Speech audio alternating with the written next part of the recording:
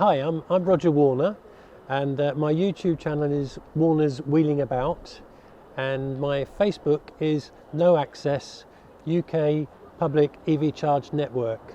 And I'm trying to shine a light to campaign creating awareness of the difficulty disabled drivers have when it comes to charging their EV vehicles. This is obviously a relatively new problem. Disabled people, if they follow my experience, very often get an electric vehicle thinking that that's the future without really fully understanding all the consequences that involves. You know, learning to drive an EV vehicle is one thing. You've got to plan your journeys, you've got to understand how to use the charging equipment. There are a numerous number of apps and other things that you have to learn. But disabled people, on top of that, have to find charge bays that are actually accessible. So my personal experience was, on my first day, I went to charge my car and I couldn't do it because I simply couldn't reach the charging equipment. I couldn't get close enough.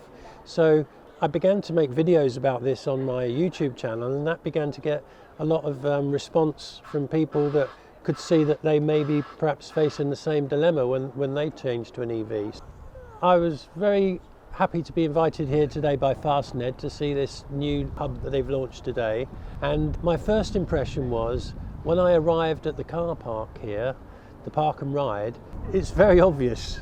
You know, quite often you can spend several minutes driving circuits of the car park looking where the charge has been hidden.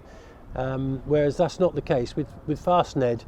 Their gorgeous canopies are very visible from a distance, so you can get straight to them. The other thing is that they use 3-meter wide bays, so pretty much every bay is accessible if you're using walking sticks or a walking frame, or if you need to use a wheelchair, then you'll probably be able to use any of their bays. The other thing that I was impressed by was the actual units themselves.